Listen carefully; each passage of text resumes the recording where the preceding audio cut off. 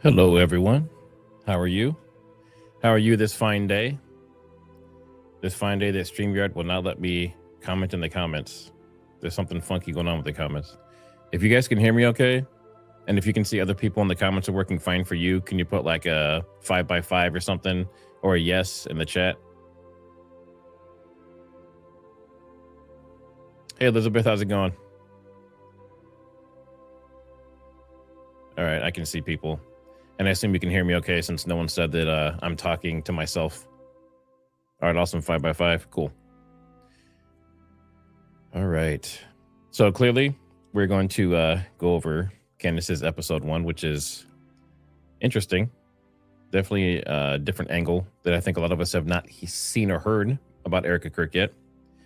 But tonight we're breaking down the first installment of Candace Owens' new series, The Bride of Charlie. And some people were not aware that that was an ode to The Bride of Chucky, which was a horror movie. This is not my investigation. These are not my allegations, and these are not my conclusions. But what you're about to hear is a recap of Candace presenting her episode laid out in a clear timeline so you can understand the narrative. And it's pretty detailed. I didn't put every single thing that she said, but all the points I think are there. But I would still recommend highly, if you have time, to go back and watch it. Obviously, there's a little bit of nostalgia and stuff that you get from, you know, being in the actual video itself with her. But think of this as a guided recap. And obviously, this has generated a ton of conversation online. I don't know about you guys. Did you see? Okay, so in the chat, what is the highest number that you saw of concurrent live people during her video? I saw 240,000. So I think this campaign online that people did to defame her and call her satanic and demonic and all those things helped her out. Because previous to that, the biggest stream I'd seen was 180,000 people. Yeah, 243. So, I mean, this, I don't know if this is a record for her, but it might be. 283? 283, okay. I didn't see that high, but I definitely saw 240. That's, yeah. Which clearly, I mean, I think it's going to be a couple million video, at least.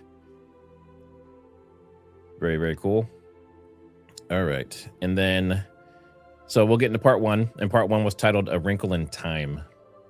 And I think it was named fittingly. She refers to a specific part of it for that. Let me cut off the music here. All right. So what I'll do is I'll share my notes. I know sometimes people will just talk and you just watch them talk and look super handsome and that kind of stuff. Obviously, I'm kidding. But so I like sharing my notes because I know, like, for me, I remember things a lot better if I see it and hear it. So hopefully that works for you. So here we go, show notes. So in the intro, when she first came on, she was talking about kind of like COVID-19, how they treated people. Even back then, they were saying that people that defied the government's orders and people that refused to get vaccinated and those kind of things, they treated them the same way or similarly to how she's being treated now. And same with anyone else who's talking about the Charlie Kirk case, who doesn't go with the official narrative. And also, you know, people saying that no one obeyed what the government told them to do.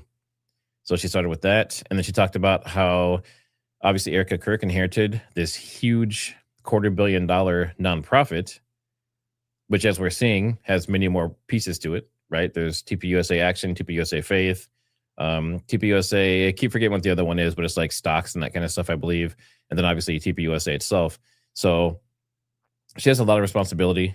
The board of directors would have to vote her in, and she just instantly got it. Just boom, it's you.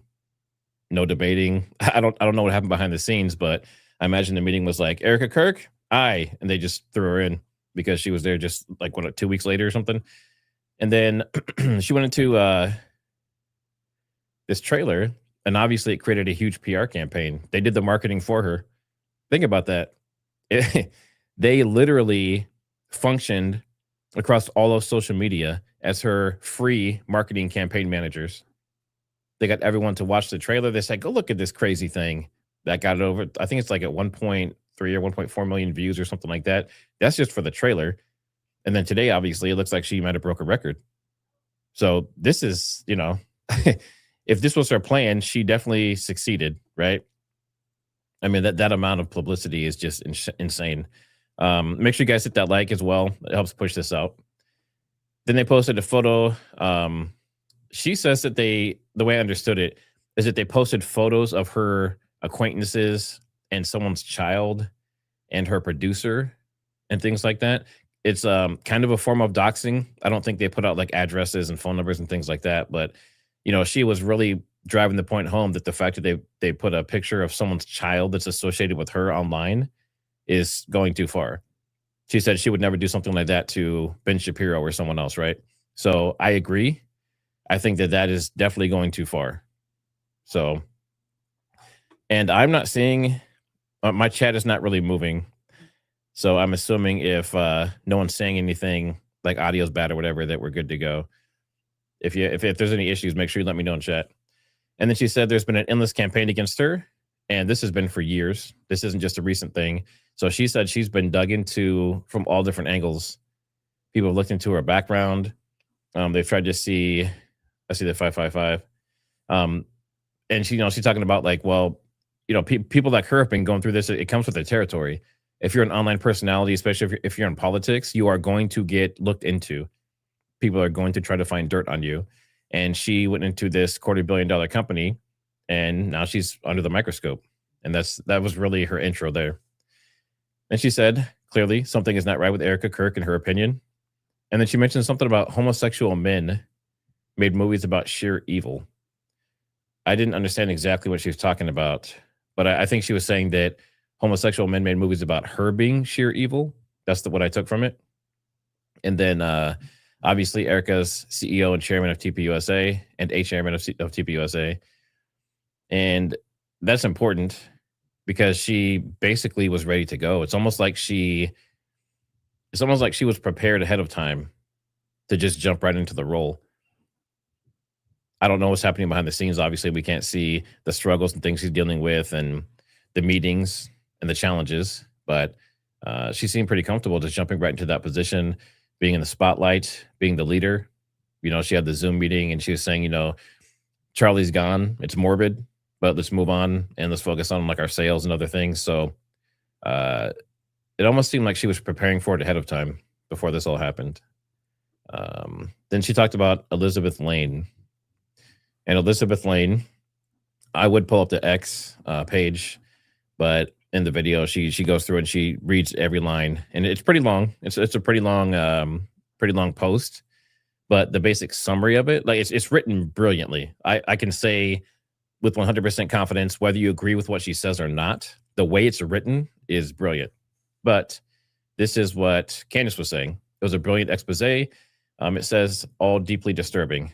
So all this stuff going on with Erika and her behavior and everything is deeply disturbing to this woman, Elizabeth Lane. And then this Erika Kirk had a background in acting and modeling, which we know that she had audition tapes, I believe, for like Survivor or something similar. And obviously we know about her professional career modeling and Miss Arizona.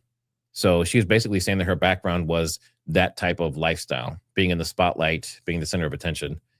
And then she talks about relationships as a ladder for shallow people. And this kind of goes back to a lot of people see this, they see Erika Kirk and they, just like the football player, baseball. Yeah. The baseball players that she's dated, the Survivor guy. She seems to like kind of look for these high profile men, at least high profile, like, from the outside optics, and kind of like, I wouldn't say she jumps from man to man. I'm not saying she like sleeps around or anything, but she definitely prefers that kind of man is what it seems. And she says that Erika falls into that category. And then she calls her a possible psychopath. So she just comes out and says it. Based on her behavior and the way that people react to her, she says she's basically a psychopath, right?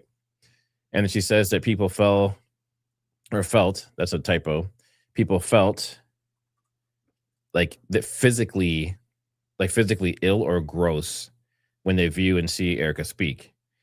And she said it's because the response of what we see and what we should see don't match. So it makes it seem like fake and disingenuous. So for example, this is not my words. This is what they're saying. But say for example, like if she she's crying, right? We don't see tears. And then she's dabbing the same eye over and over again. And then she goes from speaking as though she's sad, but then transitions super smoothly into something else. And her voice doesn't quiver or any of that kind of stuff. It's just seeing those disconnects between what you would expect emotionally and what she actually does. She says makes people feel sick. It feels rehearsed. And then she says, and actually I'll get this comments off of here. There we go. She says she seems to lack emotion and she can't sell anything that's going on because she doesn't have genuine emotions. That's what this woman is saying. And that's not Candace. That is Elizabeth Lane. Okay. I want to make sure we're not putting words in people's mouths. And she says that she's not authentic. She also says that she is a wolf and she wants to be in the place of her husband. Now, this is really important. So she wants to be, it seems like she wants to be the alpha. She wants to be the center of attention. She wants to be the leader. And I know some of her education has been in like Christian leadership and, some management and stuff like that. And I think she got her Juris Doctorate and that kind of stuff. So, she's educated, but it seems as though she wanted Charlie's position, or she wanted to be in a position that typically like a man would be in, where she's in charge and rich and powerful type of thing, right? And then her previous guys were typically alpha male types, muscular, good looking, attractive guys, physically demanding type of guys. Obviously, Charlie was tall, but she's saying that Charlie didn't match that type.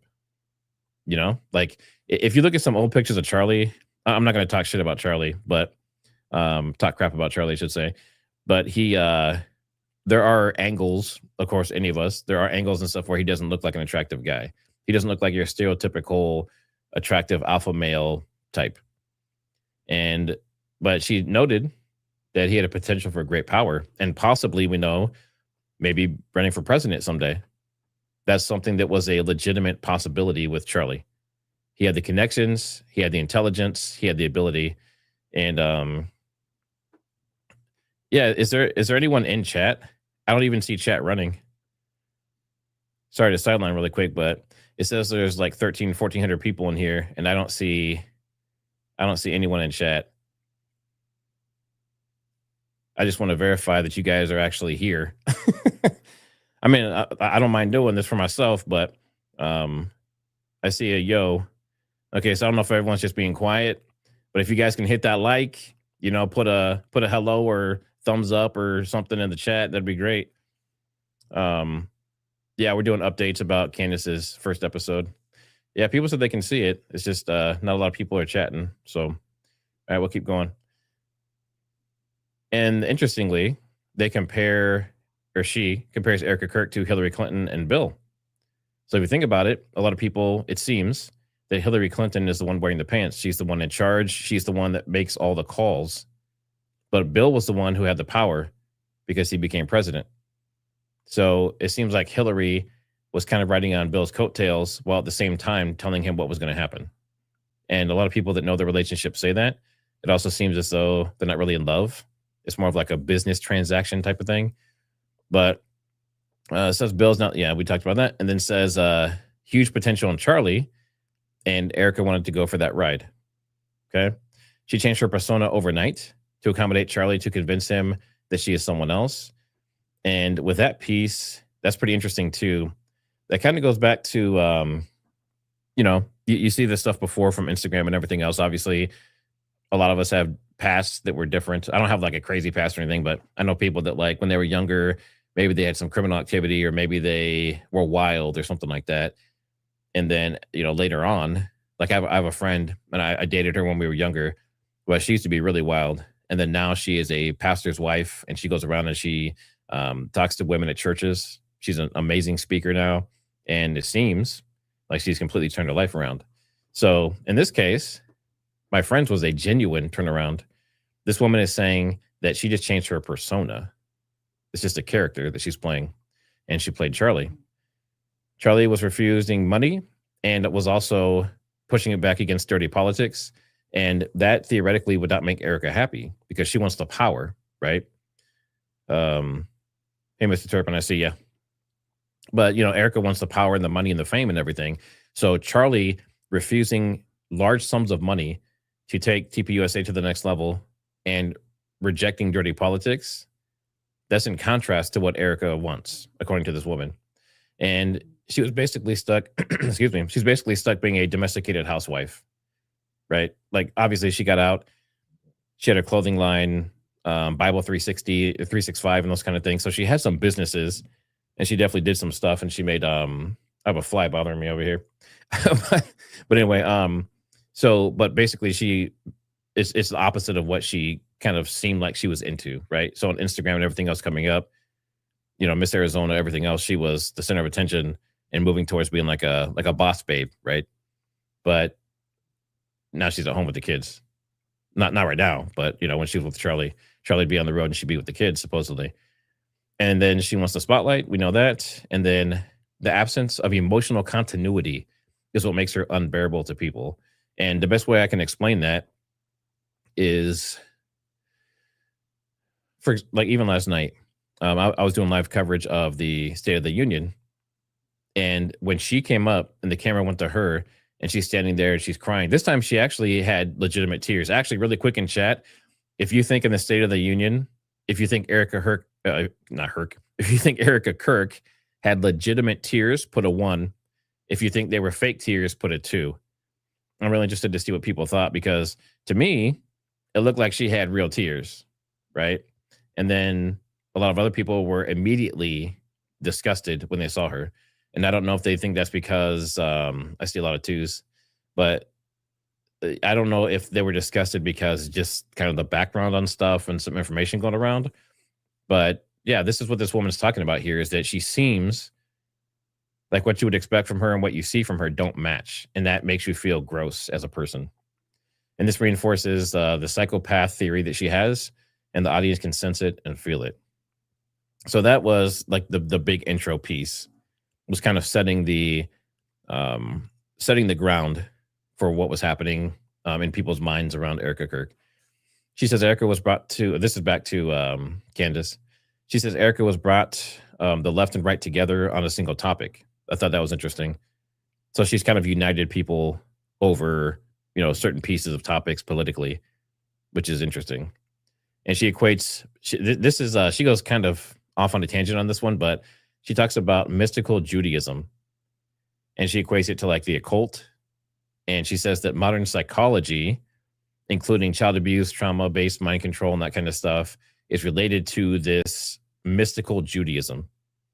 So that tells me that, obviously she talks about Jews and Israel and stuff a lot, but that would tell me that she thinks that modern psychology has some kind of roots in some Judaism practices, is what it seems like, but specifically child abuse and trauma-based mind control. And we know that Charlie was like a super kid, like an X-Men, and maybe that's related to that kind of. And you'll see a theme here as we go through this. The school that Erika went to, at least the one that she had evidence for, seems just like it might be similar path, like similar to Charlie, as far as like handlers and maybe some experimentation and stuff like that. But we'll get into that here in a second. And she said the goal is to change kids into psychopaths that they can control. And I'm not supposed to say this word, so I'll say Bengay Voltra, drugging and experimenting on citizens, and social engineering. So she thinks a lot of this stuff might be involved. And she claims that it brought forth the dawn of serial killers with links to military programs. So programs like this Bengay Voltra and this mystical Judaism, modern psychology, combined with military ties, these military programs, she thinks that has brought forth the dawn of serial killers and other things that we've seen in society. And actually, let me boost this up for you guys here. There we go. Then she mentioned this was like a little side note, but she said apparently the president of France was a victim of abuse, of this type of abuse. And then she was alarmed about Erika lying, and the fact that she doesn't know that she's aware she's lying, and she doesn't remember things, and she has a faulty memory. So the best way I can explain that piece, Bengay Voltra is what I call it. I think more like Mortal Kombat Ultra, I think is what Coach calls it. But and I'll get the super chats in a minute here, but Basically just saying that like the things that she does and says she doesn't remember later, which, that could be one of two things. She really doesn't remember, or she's lying, right? So obviously that information will come out over time. And she's not sure she's fully aware that she's lying, but some lies are so stupid that she hopes she's not aware, if that makes sense. She reached out to Erika with 4 things. She said 4 at the beginning of the show, but then I think at the end she said 6. But basically it's like between 4 and 6 questions that she says doesn't align with things.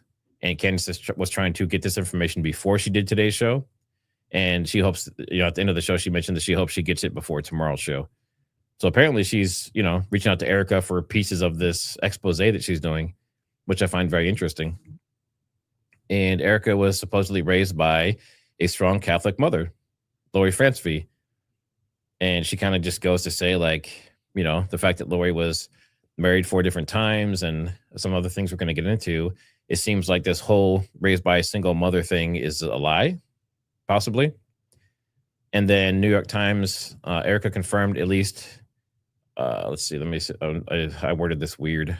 Let's determine part of the prospect kids home alone. Yeah, so Erika said that being home with the kids without Charlie was the least traumatizing thing, or the least traumatizing part of all of it. And obviously, she thought that's strange to say, but she says maybe she thinks that because of this whole single mom and boss babe type mentality and vibe.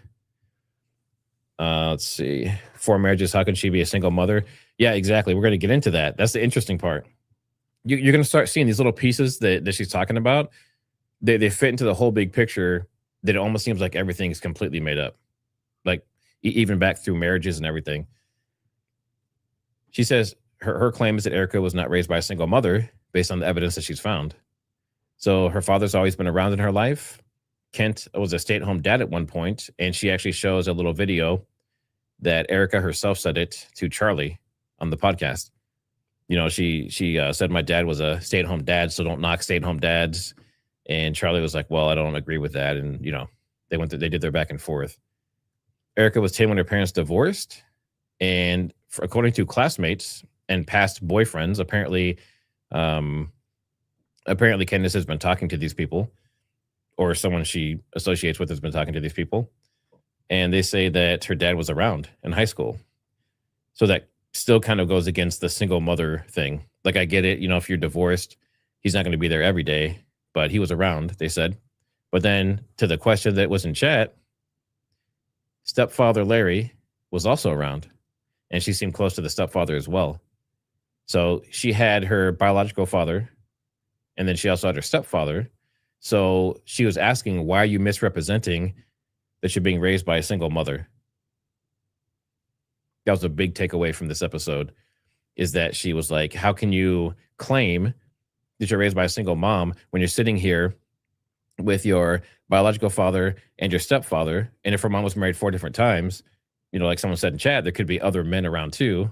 So it just doesn't match, right? And that's really the point of what she's trying to do with this series, is point out these little different things, like she calls them wrinkles in time, right? That's the title. She talks about deception in press.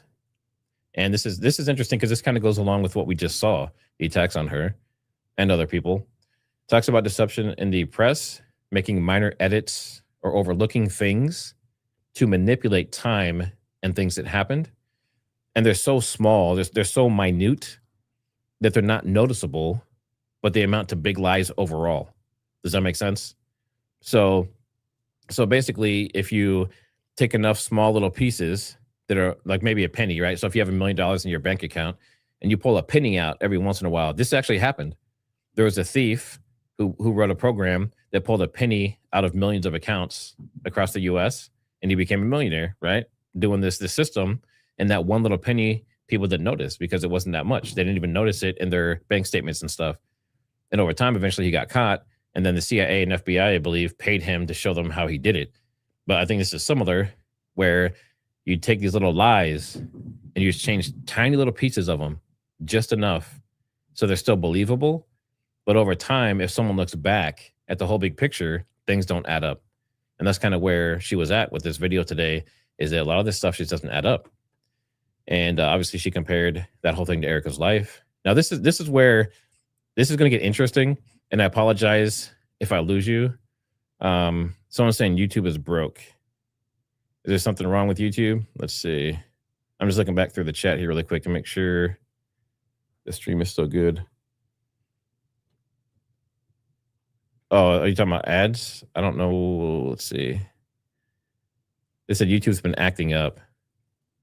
Hey, look, Candace's video already has 775,000 views. That's insane. I think she's going to hit a couple million. All right, yeah, Mr. Turpin says we're good. All right, Mr. Turpin, I appreciate it. Thanks for getting back to me. Like I said, chat's not really moving for me over here. That's a StreamYard thing. Now, this piece is going to get a little bit more confusing, but just stick with me on it. So there's a couple of dates that I may have heard wrong, but the point is the dates don't align with each other. That's the takeaway. So she said she's talking about Erika's birthday, right? Now, this is the craziest thing to me. So in the newspaper, she found a newspaper clip, and it says Erika was born November 20th, 1988 in Cincinnati, Ohio. Okay, great. She was born at the Good Samaritan Hospital. Great. But it says the hospital experimented on brains allegedly in the past and gave the hospital to a Catholic charity. This is obviously all this is Candace saying all this stuff. So she said that there's some kind of evidence that there were experimentation on brains. I don't know what that means. I don't know if that's, Bengay Vultra or something similar. I don't know if it's literal like surgery or what, but that's where she was born, supposedly. And then it was given to a Catholic charity, and she thought that was strange as well. The parents think that she was born 2 days later. So the parents do not agree with the date that she says she was born. She says she's born November 20th. Her parents say she was born November 22nd. And all this stuff, there's documentation that's shown during this whole video that's proving all of this stuff. Okay. And, like official legal documents and stuff. So according to multiple filings, her parents say she was born 2 days later than she says she was. And then her parents were married November 20th, which is the same as her alleged birthday, right? So she says she was born on November 20th, and her parents were married on November 20th, and they say her birthday was 2 days later. So little things like that are starting to really add up that just make the whole thing seem like it was maybe contrived from scratch. Like maybe people are going back and editing legal documents and stuff to cover tracks. I don't know. And then later documents changed the parents' marriage date to November 7th of 1982. So she was saying maybe these things were put there to confuse people purposefully. Obviously very strange, but if you have intelligence connections and you know enough powerful people, I'm sure you could make any of this happen. And then in the parents' divorce decree, it was July 20th of 1998. And then the decree was 3 months later. So she said this was a very hastily done decree, right? And then the date listed November 20th, 1995. But the thing that's very strange here, very, very strange, is it was handwritten over. So picture a legal document that is like, it looks like it's photocopied or something. Everything is typed out. And then on 1995, it's handwritten to be like 1985. Like they're changing the date. And then it was photocopied again. So she's saying in all of her experience that this is not normal. It doesn't happen. She says this is all crazy as far as documentation goes. She's been through a bunch of lawsuits and stuff. You can't just handwrite on a document and then photocopy it, right? And she said it's possibly done after the fact by someone else. And she's saying it's not real life. So that's interesting. That's not an official legal document. And then they have a separation agreement, but that also has a different date of marriage. So you're seeing there's like multiple layers of lies and or mistakes, whatever it is. And then Kent, who was her father, maybe, we'll see here in a minute, Kent waives his rights and has no lawyer. That doesn't seem normal either, right? Like typically for like a divorce decree or something like that, the guy's not just going to say, I gave up all my rights and you can just use your lawyer and whatever you guys decide, I'll take it. And that's kind of what it seems like happened in this case. And then she talks about no trace of marriage in Massachusetts. So she said there's something about Ohio has the records, but they're private. But she couldn't find the marriage and it's in Marblehead, Massachusetts. And she says that's the recognized birthplace of the Marine Corps. Does something else that she says keeps coming up is this Marine Corps stuff. The military, especially. And then mundane facts are frustrating to verify. So this goes back to the wrinkles in time. These tiny little things, like the birth date here. It's not a tiny thing, but in the scheme of things, it is. But her birth date, her parents' marriage date, the hospital with the brain experimentation, 3 or 4 different dates for marriage, a rapid divorce, the separation agreement had a different date.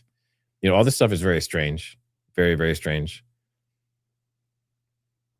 And this piece is not important yet. All right. And then she goes on to talk about the Abbas, I believe is how she pronounces it. So the Abbas, this is like the family line behind Erika and Lori. This is the maternal side, the mother. So she kind of breaks down maternity and paternity historically. So the mother's side, we have Loretta Abbas. I spelled that wrong because I was in a hurry taking notes. We have Loretta Abbas. That's Lori's grandmother, or that's Erika's grandmother, Lori's mother. And that family history is deep in gambling and casinos. So there's a tie to gambling, which is also a theme in this episode as we go on. So just remember that. And then there's criminal history, arrested for lottery issues and lottery charges. And that's for the mother. This is for Loretta. And then the husband was Mason Abbas, and he was also a criminal. And she pulls up clippings where he was like in police chases and stuff like that. So that's kind of the theme around this Abbas family. Then on the Swedish side, because she is, let me see, I wrote it here. She's Syrian, Lebanese, and Swedish, maybe, according to her. But based on what we're going to get to here in a minute, that might not be correct. But that's the stuff she's looking into. So Carl Fransfee, that's the paternal grandfather, maybe. Horse racing, he's an executive at a banknote company back then, and he printed lottery tickets, right? They all seem to have jobs and things that complement each other. And Erika, like I said, I think she claims she's Syrian, Lebanese, and Swedish, according to Candace. She doesn't identify much with her mother. So her mother is the Syrian, Lebanese side, and apparently her father is supposed to be the Swedish side. Erika's attached to citizenship in Scandinavia, and Candace showed an image where she was sitting there. That's funny. Erika Kirk's emergency distractor. That's hilarious. It worked. You distracted me. But she had citizenship in Scandinavia, and she had like a plaque and stuff, and she has dual citizenship. So that would mean she's embracing the Swedish side. But again, she's not really embracing this Syrian Lebanese side, it seems. And then she comes from a long line of Swedish Freemasons, according to Candace. If you look into Freemasonry, there's all kinds of stuff there. I know Didi got a podcast, talks about that stuff all the time. And but that's one of her claims. So Swedish Freemasons, that's new to me. And then Erika talks about her grandfather often. So Carl, she pulled up, several different social media sites and things where she's just praising this grandfather. And she calls him Morfar, I believe is how it's pronounced. I didn't spell it right, but it's Morfar. And that means like basically it's the grandfather on her mother's side, I believe is what it's supposed to mean. But that's not correct. All right. But really quick, she just says that the legacy that he had is her drive and motivation when he was on his deathbed, basically when he was sick. Now, she got emails from Sweden, Candace did, and people didn't like that post. So the post where Erika says, my Morfar, people are saying that that's not correct. Erika's referring to her grandfather as Morfar, but that translates into mother's father. She's using the wrong name. It should be Farfar, which is father's father. And that's where this whole thing starts to fall apart about her history, right? It just doesn't add up. It doesn't connect. And the way that she's saying things doesn't match to what it seems things should be. And Candace was like flying through it. like mothers, cousins, uncles, dogs, sister, like all this whole line of things of how it didn't match and fit together. But long story short, people in Sweden say she's using the wrong name and just disrespectful to the grandfather. And she also said that the grandfather would have corrected her. So if he wasn't actually her mother's father, which, technically he's supposed to be the father's father. That's the whole point here. So this Carl Fransvi is supposed to be her father's father, but she calls him her mother's father. Now that's going to be important here in a second when we talk about the family tree. And of course, she called it another wrinkle in time. She does show a family tree, a couple different ones. And I don't think that's super important to show here because we talk about the details. But she went to Israel to Zion's Gate with Charlie. And I'm not sure what all that encompasses, but it's an event in Israel. And Erika's describing the Zion's Gate as her family's dedication. And that's problematic because you would have to be Jewish to have a family dedication for Zion's Gate. So this is where things start to get kind of crazy. And this is where it's almost seeming like Candace is hinting at the possibility that Erika might actually be Jewish and something else, as opposed to like Syrian, Lebanese, and Swedish. But, I'm sure we'll get more information as this goes on. And then Nicole Rothstein, that's supposed to be like her cousin, or at least she calls her cousin and best friend. Her family is Jewish, but she said that half of Erika's family is Jewish. That's what she said online. And she claims that Erika was her best friend and cousin, and Zion's Gate is Nicole's dedication. So if they're cousins, and Erika's family is Syrian and Lebanese and Swedish, and Nicole Rothstein's family is Jewish, then those don't match up unless there's questions about Erika's paternity, right? So if her father actually isn't Kent, if it's actually someone else, then all of this stuff makes sense, but otherwise it doesn't. So there would be zero blood relation.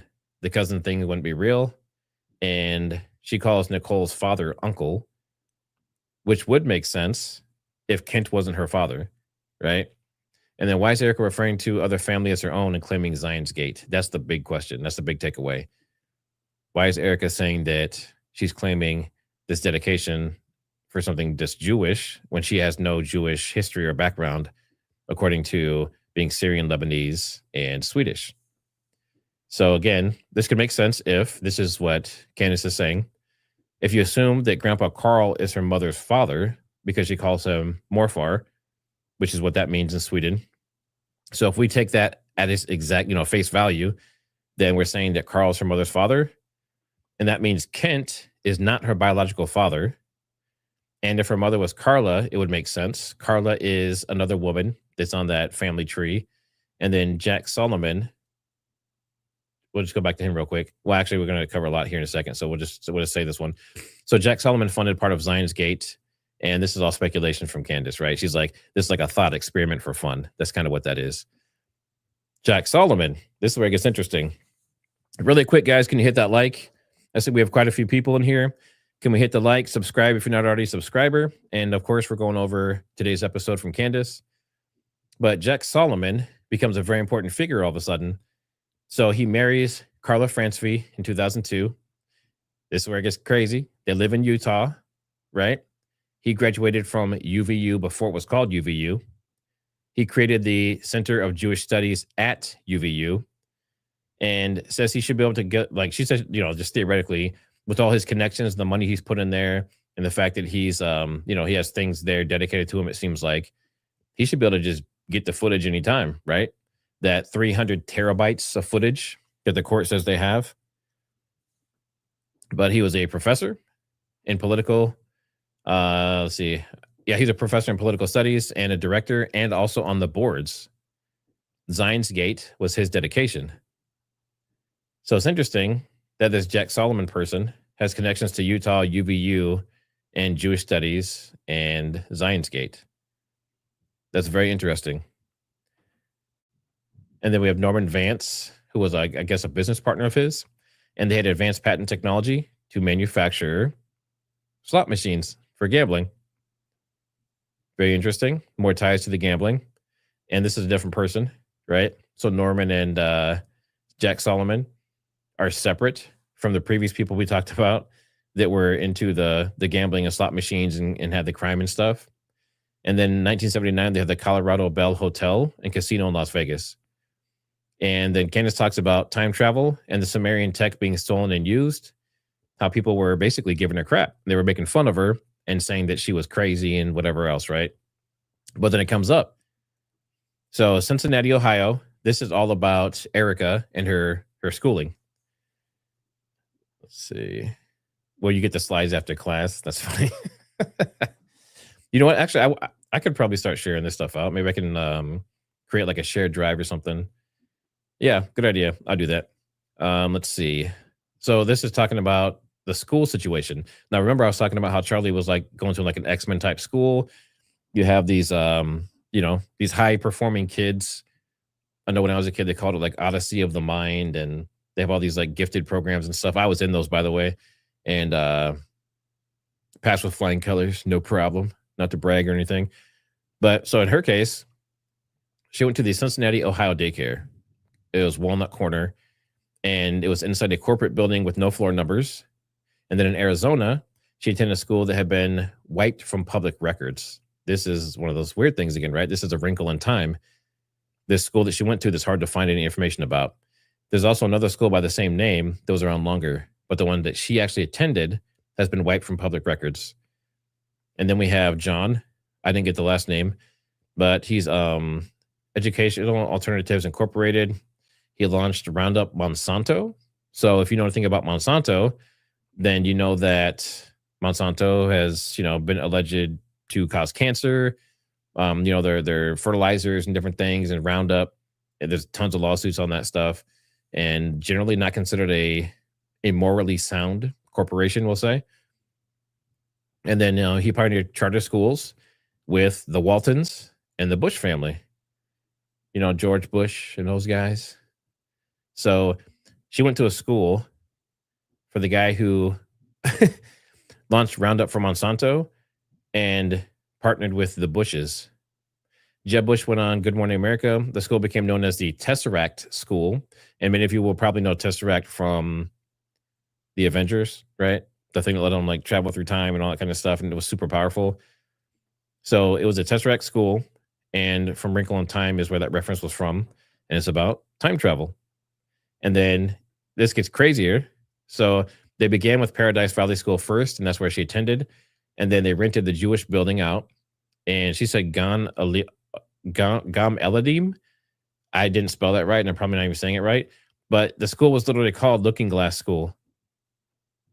And if you know anything about Project Looking Glass, it's about like looking in using some kind of, I don't know if they use like a thing or some kind of like magic or something, but they're supposed to like see through time and be able to like see the future and the past and whatever else. And apparently that's been being used for certain things. But that was the name of the school that Erika went to. That's just, there's too many coincidences. This stuff is just too strange. And then it had Jewish administration and directors. Candace says she had a bunch of yearbooks and images that she showed. So if you want to see that, definitely go watch the full episode. But she shows different pages of things. She shows Erika in different grades. I believe like in the 90s, but it's interesting. And then it unlocked a lot of important information about her life and connections. That was the biggest thing. So finding this whole school setup, the Tesseract School, Paradise Valley, the Looking Glass School, seeing all these different layers of things allowed her to contact schoolmates and ex-boyfriends and find out more information about her. And then she spoke to people there, and some of the people were related to fraud. She says something about fraud and then kind of leaves it hanging. It's kind of a cliffhanger, right? So she basically teased that some people that went to school there with her, and then something about fraud. And then she says that's for the next episode. So that's kind of where it stops off. And then the outro piece, she talks about not attacking kids. So like the people having the pictures of her acquaintances and things like that that are attacking her, having children in there, her producer, people's families and stuff that she knows, like, they should be off limits, right? And then she says, if you want to be in politics and affect voting and run a company like Erika is, you have to expect to be under a microscope. So I would say, there's truth to that. If you're an influencer, if you're a creator, if you're in politics, if you're in a high profile position, if you're in professional sports, any of that stuff, anything where a camera's on you or you can be recorded with audio, you're going to be a target of some sort, right? I have people daily that are talking some kind of crap in the chat, and then I have people daily that are like, hey, we like what you're doing, keep doing it. It just comes with the territory. And then she reiterates that she asked those questions to Erika, and that Erika supposedly didn't get to them because of the State of the Union. So that's interesting as well. And she's waiting on answers from Erika for tomorrow's episode. And then, of course, she did QA, and she talks about how crazy politics are, and you should never go after an opponent's team, family, kids, staff, and all of that, which I agree with. So that is the summary of the episode. I'm going to look at questions here really quick. Sarah Bryan, thanks for the super sticker. Celtic RN8, thanks for the super. Miss Erika is a malignant female narcissist. Her lack of genuine empathy is palpable. Charlie and her were polar opposites. He was a giver. She's a taker. That's an interesting point of view. Yeah, I guess you could say that. And technically, is that how marriages are? Like the man's supposed to provide and protect and lead. So he's giving all of that. And then the wife is supposed to be submissive and follow and all those kind of things. Obviously, that's biblically, right? Yeah, everyone has their own opinions on it, but that's interesting. Interesting point of view. Miss Lady, thanks for becoming a member. Brian Swope as well. Erika Kirk, emergency distractor. Could you please talk about something else, perhaps Israel, and how awesome it is? And we have the Erika Kirk eyes there. Thanks for the super. Colleen of Hearts. Interesting. I was adopted, and I struggle to emotionally connect with people, and I see the same similarities in Erika Kirk. She came from the Jewish side of her family. So you believe she is Jewish. Okay. Yeah, I know a lot of kids. I had a friend that he was adopted, and they had like 9 kids at a time. Obviously, I think part of it was because they got paid by the state to do that. But they would do foster kids, and then they would adopt kids as well. And I saw the same thing. He was very emotionally disconnected. I wouldn't say he was a psychopath, but he definitely was different. Would just say that. Very smart, good morals and that kind of stuff, but definitely completely disconnected from reality at times. Holly Harness, thanks for the super. Just sending support. Keep up the good work. Thank you. I appreciate that. And for those that don't know, I am full-time on YouTube now. Well, social media, I should say. So previously I was a software engineer, and just based on things happening with the family and everything else, it made sense to continue doing this. So this is my full-time gig. So if you want to support me, obviously there's links and stuff down in the description. Super chats help. Just being a viewer and that stuff is great. And I appreciate the moderators being here and helping, as well as the members. Just say, Julie, will we get those slides after class? Yeah, so this was what I was talking about before. I think what I'll probably do, it might not be a bad idea to just create a folder on like Google Drive or something. Yeah, if you guys want me to do that, let me know in the chat. If you want me to make like a Google, Google folder or something similar, and have the notes for all the shows and stuff in it, put a 1 in chat. If you don't care, put a 2. But that's something I can definitely put together if there's enough interest. We have Princess Steph. This breakdown is so helpful. Thank you. You're very welcome. And like I said, if you have a chance, I think she was at 777,000. Let me see how many views she's at now. I want to see if she got over 1 million yet. Where is it at? There we are. Let's see if we broke. Did she break 1 million? Let's see. It's at 879,000. That's on our side. It takes a while to update. So she's probably over 1 million on her stats in the back end. And that is within, that was just an hour ago. So I think she might break 2 million. Interesting. Yeah. I mean, these breakdowns are helpful for me too, because, again, when you see it and you hear it and you write it, it makes it stick in your brain a little bit more. And she said, obviously, if other people want to research this stuff and investigate further, take this information and run with it. Looking for answers. You were in the stream last night, weren't you? Thanks for the super chat. The New York Post headline for Erika read, she had an emotional moment versus their headline for Anya Zarutska breaks down. Both losses were about 5 months ago, not to be morbid or anything. Interesting. And that was terrible what happened to her. Julie loves Yad. I don't know what that says, but thanks for becoming a member. Dog knows. How's it going? Trigger's always chill and appreciated. You know what? People tell me I'm chill, and I am pretty laid back, I have to say. But like my regular personality with my family and friends and my kids and stuff is much more animated. I'm probably more closer to Coach Colin than Baron, because Baron's animated too. But I'm usually pretty like silly and joke around a lot and that kind of stuff. But when I'm doing this, I want to make sure the information gets out. So I'll probably try to like slowly incorporate a little bit more joking around. And if you've seen my earlier videos, you'll see I'm much more animated now than I was when I first started. So baby steps. Elizabeth Matheson, thanks for the super. Small but every penny, eh? Yeah, exactly. I mean, like I would never, just like Barrett and everyone else has said, if it would put you out to super chat or donate or like, buy gear, like I have this allegedly gear, like the hats and t-shirts and everything, and it's also all godly. If it would put you out to purchase one of those or to help, then, don't do it. Like take care of yourself first, always. So, and that's how I am too. Like there's some creators I support, I have some subscriptions to a couple of people because I know it's what they do for a living and I like what they do. So a couple dollars a month or whatever isn't that big of a deal to me. Let's see. Kim Brown. Thank you, Trigger. You're very welcome. And I just want to check the chat here to see if there's any like major questions or any questions about what we went over. I saw that. Yeah, Coach did blast some old guy. So if someone was saying that, I think the exact thing he said was that Coach looked 65 or something similar, right? Is that correct? And Coach was just like, you don't get to dictate what I do. Don't ever talk to me like that.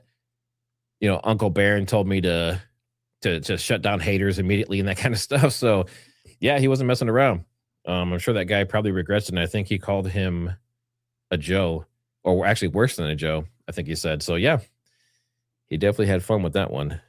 That was interesting. Very interesting. You said Looking Glass episode on YouTube. Maybe this explains why Erika doesn't resemble her mother. I don't know if everyone can picture it or not, but in chat, if you think that Erika looks like her mother, put a 1. If you think she looks nothing like her mom, put a 2. I don't think that she looks like her mother, personally. But if you think she looks like her mom, put a 1. If you think she doesn't, put a 2. And I've never seen her dad, so I don't have anything to go off of. Looks like we have mostly 2s coming in. Yeah. So, yeah. So most people think she doesn't look like him. But, I look exactly or very similar to my dad, just with lighter skin. But I see people all the time that look nothing like their parents. And I see other people that look like an exact copy paste. I see a family where there's a mother and 5 daughters, and it looks like they just copy pasted the mother to all the daughters. It's crazy. And mods, of course, definitely thank you for being here. Let's see. Just say, Julie, thanks for becoming a channel member. Kim Brown, do you have a job besides this? So I don't now. So previous to this, I was doing, I've been a software engineer for like 25 years. And I was doing software development all the way through probably 4 months ago. And then for the last 4 months, I've only been doing this. And during that time period, they did layoffs at the job I was at. So I had to make a decision. I said, if I'm doing this and it makes at least a certain amount of money, then I would prefer to do this over going back into software engineering again. And at a time, I was doing both for quite a while. So for like the 10 months I've had this channel, for the first 6 months or so, I was doing both. And I was only able to do like maybe 1 or 2 videos a week. And those videos were significantly more involved because I had to do tons of edits because I was teaching firearms training. But yeah, this is my only job now. I'm definitely going to keep looking for other, other stuff out there. But as of right now, this is my only gig. So I am officially a full-time social media, or I guess YouTuber technically. That's my main one. Let's see. Calvinistic Hobbes. I like that name actually. Biggest issue with Trump, I thought State of the Union was great. My biggest issue with Trump, excuse me. So the State of the Union, whether you like Trump or not, I thought was very entertaining at a minimum. They're typically about an hour. His was an hour and 47 minutes, I believe, which is, obviously almost double. But he made jokes. I think he had some of the Democrats laughing at certain times. Obviously called out Nancy Pelosi, Ilhan Omar. He didn't hold any punches at all. And I thought that the rebuttal, the Democratic rebuttal, was pretty weak. It seemed like it was more kind of like almost like character attacks more than anything with substance. So they would say like they would put two things together that don't go together. So they'd say he's doing this, and that's related to this other thing that's emotional. And they try and put those together so you feel angry about it, right? And that's very typical of politicians, and especially career politicians that are corrupt, is they try and pull on your little emotional strings and get you to do things and think certain things. But to answer your question, biggest issue with Trump is probably, I want to say war stuff, but it's not always in your control, because this is kind of a contrived example. But say if there's 2 gangs and you're one of the gang members and you're walking down the street and you're minding your own business, you're doing your own thing, and then a rival gang pulls out in front of you and they attack you, you're going to defend yourself. And you might, if you're using guns and stuff, you might shoot, right? I look at that the same way with the war stuff. If he is trying to stop wars, which I don't know if he is or not, he says he is, but if he's trying to stop wars and then he gets intel, which we get all the time, that says Iran's building nukes and it can reach the US, or North Korea, fill in the blank, or China, fill in the blank. That's kind of the point where he's walking down the street and that rival gang pulls up, right? So he has to make a decision at that point. Am I going to defend myself against this rival gang or preemptively strike them so they can't get me? So I think he's in a very bad situation as far as that stuff goes. Biggest issue would probably be the e-files.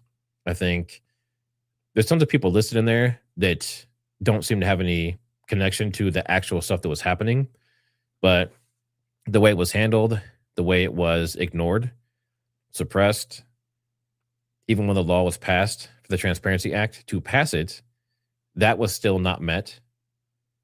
And it seems like Pam Bondi is being coddled and not held responsible. It seems like he's protecting her. So that would probably be my biggest problem, I think.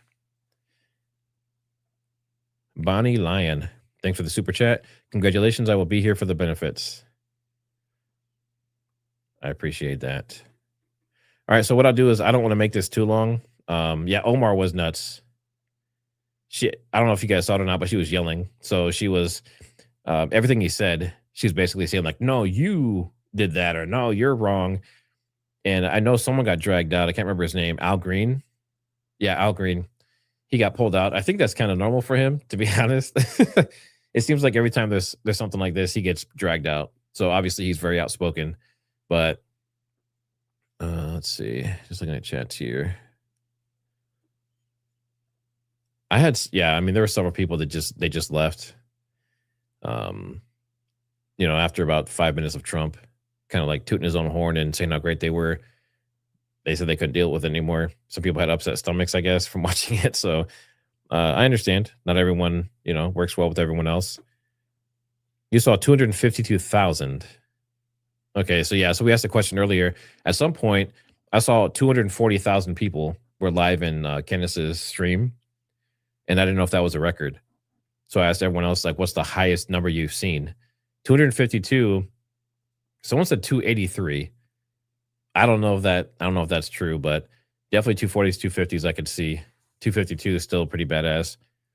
And I don't know if that's a record-breaking thing for her or not.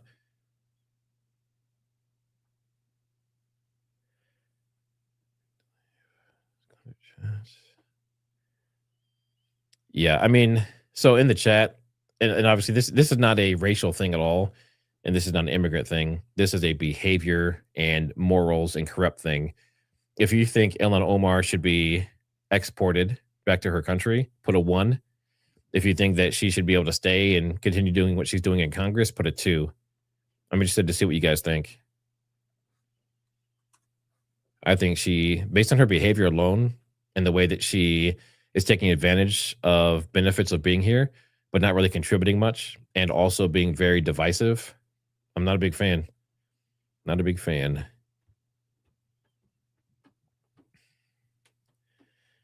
As dark as this is to write, I'd like for Charlie's kids to have paternity tests. I would not be surprised if there was unexpected findings. Yeah, thanks for the super Celtic. I thought this has never been verified, but remember for a while there was something going around saying that the parents had ordered those tests, and the results said that they weren't Erika's kids. But then they also said that Erika didn't have the kids, and now she's saying, Erika's saying she has the kids. So there's all kinds of stuff going around. That's why I think this series, although it's very intrusive, I think it's important to have evidence and get the record straight on a lot of the stuff that's floating out there is just made up. Like there's some things that are questionable, but I don't know. Some of the claims that I've heard about Erika, I know probably are not true, but then there's other things where I'm like, that behavior doesn't match, or the way she's acting doesn't match the emotions that she's saying she has and things like that. So then obviously there's people digging, like Candace, super deep into her background, the finances of TP USA, connections she's had in the past, the remaining angels and that kind of stuff. I've done videos on some of this stuff, but someone said Candace thinks Erika is a witch. I have not heard that. That is definitely new to me. Let's see. Mama Cricket, thanks for the super. I'm late to the live, but wanted to ask if anyone else noticed that Erika looked like a little elementary school boy. Trigger, thank you for all you do. God bless you all. Thanks for that. I saw that too. There was one image, and like I said, if you want to see the visuals for all this stuff, definitely go check out the video. But there's one specific image. I think it was like 1997 or something in her yearbook, and she has like a boy's haircut. I thought it was a little boy, and she's like, "This is Erika." So I thought maybe sometimes girls get like shortcuts, especially when they're younger. The moms will experiment, and there's always that one kind of crazy looking short haired. You know what I'm talking about? The short haired picture, right? Or some girls got the perm. There's always some kind of photo that's off a little bit, right? That everyone makes fun of you for, your siblings. But maybe it was that kind of thing. But I know what picture you're talking about, and I would agree. I definitely think that there's something interesting there.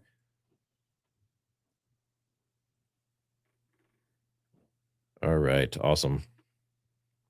Now, did anyone have any questions about the episode itself based on the stuff I went over? Is there anything you want to like reiterate? I just want to make sure you guys get all the information you need. Yeah, Bonnie says she thought it was a little boy too. So, I know like with my kids, there was a time when one of my daughters, for a short period of time, looked like a little boy. And people would say like, "Hey, your son," and she's like, "Hey, I'm a girl," right? So like that stuff definitely happens. But I think with that, I don't want to make this too long because I want people to be able to get the recap pretty quickly.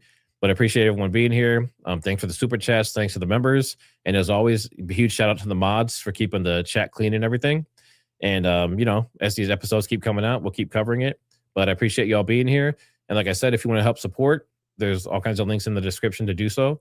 And don't forget to like on the way out. And I will see you on the next one.